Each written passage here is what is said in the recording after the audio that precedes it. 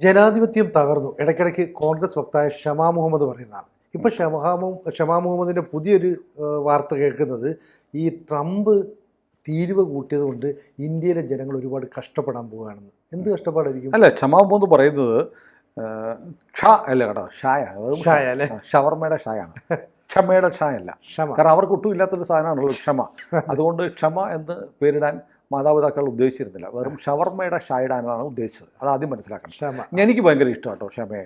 ഞാൻ ഈ ടി വിയിൽ വൈകുന്നേരം അന്തി ചർച്ചകൾ കാണാറില്ല. ഒന്നാമത് സമയം കിട്ടാറില്ല, രണ്ടാമത് വലിയ താല്പര്യമില്ല. കാരണം അതൊരു ഏകപക്ഷീയമായി അവർക്കൊരു അജണ്ട സെറ്റ് ചെയ്ത് അതിനനുസരിച്ച് കൊണ്ടുപോകുന്ന ഒരു ചർച്ചകളാണ്. ബി ജെ പിക്കെതിരെ ആക്രമിക്കുക, അതിനു വേണ്ടിയിട്ട് ഒരു ബി ജെ പിക്കാരനെ വിളിക്കും, ആങ്കർ ഉൾപ്പെടെ 4 പേരെ ഇപ്പുറത്ത് വരുത്തും. അതാണല്ലോ ഇവരുടെ പൊതു രീതി. അപ്പോൾ അതുകൊണ്ട് ഒരു തുല്യനീതി എന്ന് പറയുന്ന സാധനം രാജീവ് ചന്ദ്രശേഖറിൻ്റെ ഏഷ്യാനെറ്റ് പോലും ചെയ്യുന്നില്ല. അത് പണ്ടായിരുന്നു ചർച്ച. ഇതിപ്പോൾ ടി വി ഷോയാണ്, ആങ്കർ നടത്തുന്ന ഒരു ഷോ. അങ്ങനെ ആങ്കറുടെ അപ്രമാദിത്വം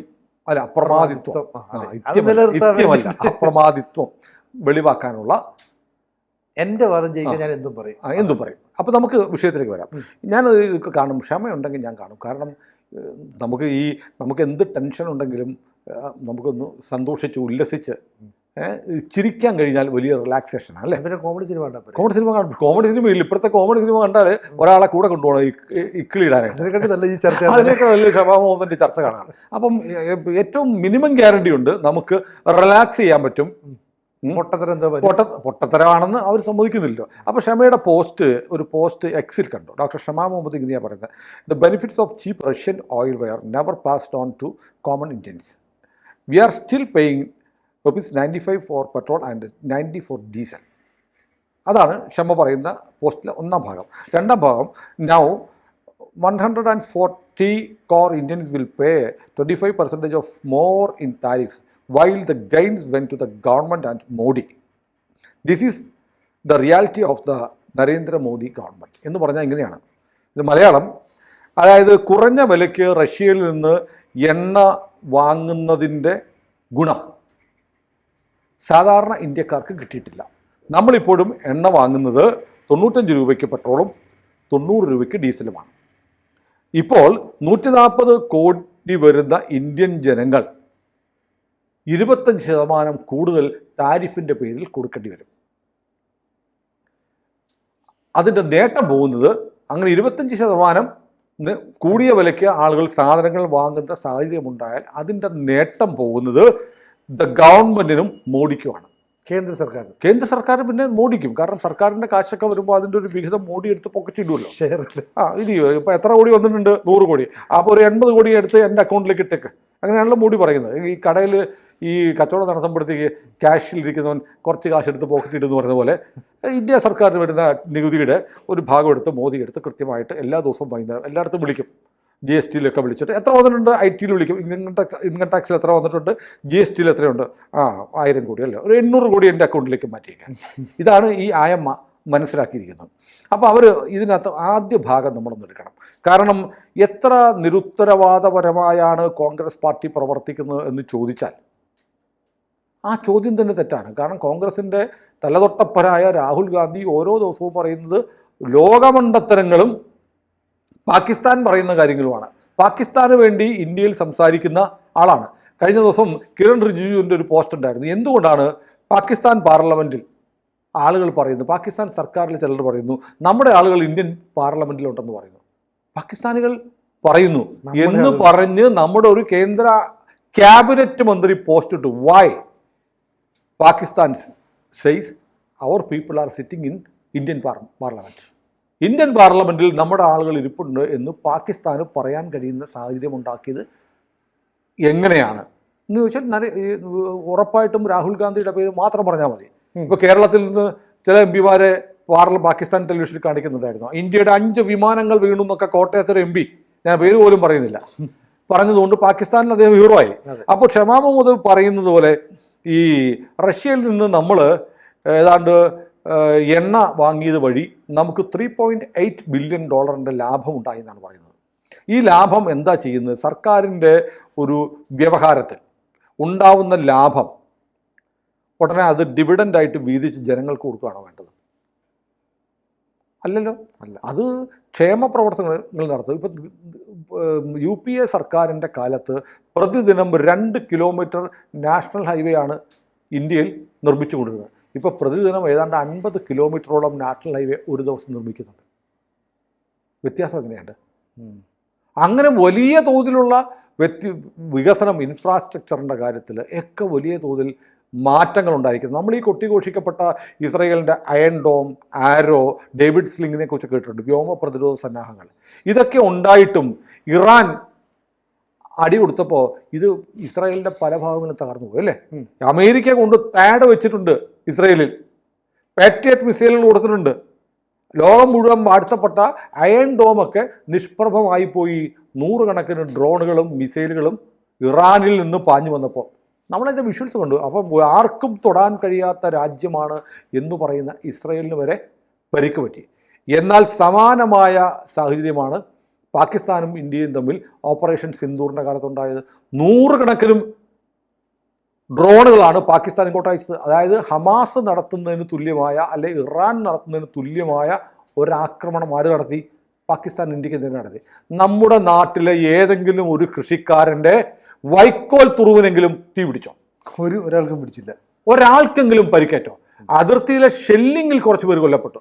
അത് ഈ ഷെല്ലിങ് യുദ്ധകാലത്തല്ലാത്തപ്പോഴും ഇടയ്ക്കിടയ്ക്ക് അങ്ങോട്ടും ഇങ്ങോട്ടും വെടിവെപ്പ് നടക്കുന്നുണ്ട്. അപ്പോൾ നോക്കൂ, നമ്മൾ അതിനുശേഷം നമ്മുടെ S-400, നമ്മുടെ ആകാശ്, അങ്ങനെയുള്ള നമ്മുടെ പ്രതിരോധ സംവിധാനങ്ങളൊക്കെ ഉണർന്ന് പ്രവർത്തിച്ച് എല്ലാത്തിനെയും നിഷ്പ്രഭമാക്കി ഇന്ത്യക്കാരനെ കാത്തു രക്ഷിച്ചു ഇന്ത്യൻ സൈന്യം. അതില്ലേ? അതെ. എങ്ങനെയാണ് നമുക്ക് ഈ ശേഷി ഉണ്ടായത്? ഇവിടെ നമ്മൾ റഫേൽ വാങ്ങിയപ്പോൾ, S-400 വാങ്ങിയപ്പോൾ ഒക്കെ എന്ത് വലിയ അലിഗേഷനായിരുന്നു. 40,000 കോടി മുടക്കി നമ്മൾ എന്തിന് S-400 വാങ്ങുന്നു എന്നൊക്കെ ചോദിച്ചവരാണ് ഇവർ. അപ്പം ഇതിനൊക്കെ ഇവിടുന്ന് പണം ഉണ്ടായി. ഈ പണമൊക്കെ നമ്മൾ ഇങ്ങനെ പലതരത്തിൽ ആർജിക്കുന്ന വരുമാനത്തിൽ നിന്ന് സ്വരുക്കൂട്ടിയിട്ടാണ് നമ്മൾ വലിയ ഹൈവേകൾ നിർമ്മിക്കുന്നു, കടലിനടിയിലൂടെ പാലങ്ങൾ റോഡുകൾ ഉണ്ടാക്കുന്നു, വലിയ തൂക്കുപാലങ്ങൾ ഉണ്ടാക്കുന്നു, ജമ്മു കാശ്മീരിൽ ഉൾപ്പെടെ അതിർത്തി മേഖലകളിൽ വലിയ റോഡുകളും സന്നാഹങ്ങളും ഉണ്ടാക്കുന്നു. ചൈനയെ അവൻ്റെ മുറ്റത്ത് പോയി പ്രതിരോധിക്കാൻ കഴിയുന്ന പ്രതിരോധ സംവിധാനങ്ങൾ ഉണ്ടാകുന്നു. ഹൈവേകളൊക്കെ ആണെങ്കിൽ വിമാനങ്ങൾക്ക് ഇറങ്ങാൻ കഴിയുന്ന തരത്തിലുള്ള യാത്രാ വിമാനങ്ങൾക്ക് പോലും, യുദ്ധവിമാനങ്ങളല്ല, യാത്രാ വിമാനങ്ങൾക്ക് പോലും ഇറങ്ങാൻ കഴിയുന്ന തരത്തിലുള്ള ഹൈവേകൾ ഉണ്ടാകുന്നു. ഇന്ത്യയിൽ ചെറുപ്പക്കാർക്ക് വേണ്ടി കോടിക്കണക്കിന് രൂപ SME വഴിയൊക്കെയും MSME ഒക്കെ ആയിട്ട് കൊടുക്കുന്നു. സ്റ്റാർട്ടപ്പുകൾക്ക് ധനസഹായം കൊടുക്കുന്നു. അവരുണ്ടാക്കുന്ന ഉപകരണങ്ങൾ സൈന്യം വാങ്ങുന്നു.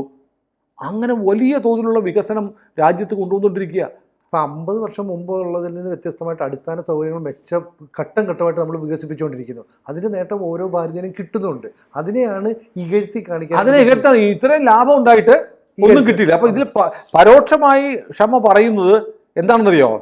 നമ്മൾ ഈ റഷ്യയിൽ നിന്ന് വില കുറച്ച് എണ്ണ മേടിച്ചിട്ടൊന്നും നമുക്ക് പ്രയോജനമൊന്നും കിട്ടുന്നില്ല, എന്നിട്ട് താരിഫ് വന്നു. അതുകൊണ്ടൊരു കാര്യം ചെയ്യ്, റഷ്യ എണ്ണ മേടിക്കണ്ട, നിങ്ങൾ അമേരിക്ക പറയുന്നിടത്ത് മേടിക്കുക എന്ന് പരോക്ഷമായി പറയുകയാണ്. അമേരിക്കയ്ക്ക് നിങ്ങൾ കീഴ്പ്പെട്ട് കൊടുക്കൂ എന്നാണ് ക്ഷമ പറയുന്നത്. ഇത് മാത്രമല്ല, ഇനിയാണ് അവരുടെ ഏറ്റവും വലിയ ബ്ലണ്ടർ. ഇവരൊരു പല്ലു ഡോക്ടറാണെന്നാണ് പറയുന്നത് അല്ലേ? അതെ. ഈ പല്ലു ഡോക്ടർക്ക് ഈ പല്ലിന് തലച്ചോറില്ല എന്നതുകൊണ്ട് ഇവരുടെ തലയ്ക്കകത്ത് തലച്ചോറില്ലെന്ന് സംശയം. കാരണം താരിഫ് എന്ന് പറയുന്നത് ഇന്ത്യ കയറ്റുമതി ചെയ്യുന്ന ഉൽപ്പന്നങ്ങൾക്ക് അമേരിക്ക ചുമത്തുന്ന അധിക നികുതിയാണ്. 100 രൂപയുടെ സാധനം അമേരിക്കയിലേക്ക് നമ്മൾ വിൽക്കുമ്പോൾ അമേരിക്ക 25% താരിഫാണ്.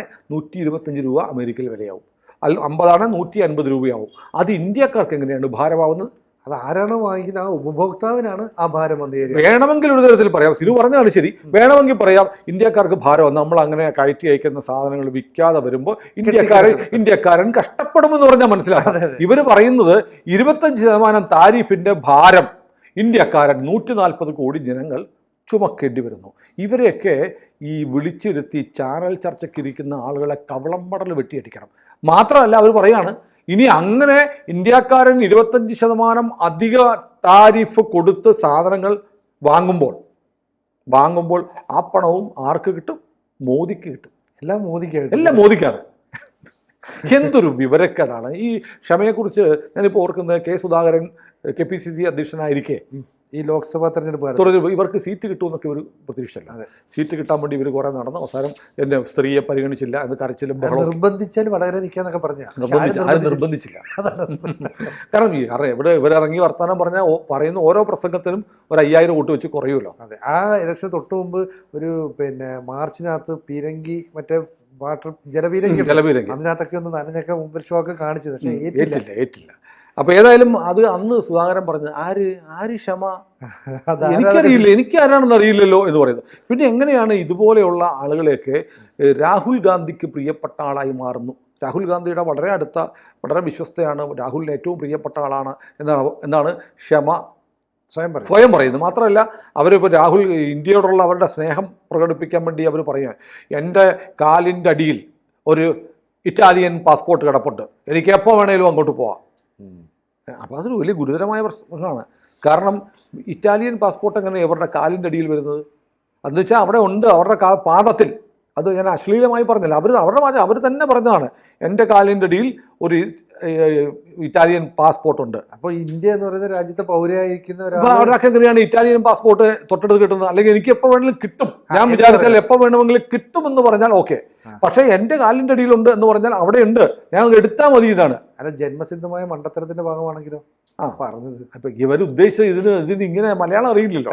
അപ്പൊ എന്തൊക്കെയോ പറഞ്ഞു കേട്ടുന്ന ഒരു വിചിത്ര ജന്മമാണ് അവർക്ക്. ഒന്നുകിൽ ഇവർ മലയാളത്തിൽ സംസാരിക്കാതിരിക്കുക. മലയാളത്തിലല്ല ഇംഗ്ലീഷിൽ പറഞ്ഞാലും ഈ താരിഫ് എന്ന് പറഞ്ഞാൽ ഇന്ത്യയിൽ വില കൂടുമെന്നുള്ളത് ഇംഗ്ലീഷിൽ പറഞ്ഞാലും വിവരക്കേടല്ലാണ്ട് ഭാഷയല്ല പ്രശ്നം, വിവരമില്ലാഴികയാണ്. അപ്പോൾ ഷമാ മുഹമ്മദ് എന്ന് പറയുന്ന കോമഡി ആർട്ടിസ്റ്റിനെ ചാനൽ ചർച്ചകളിൽ കണ്ടിട്ട് കുറച്ച് കാലമായി.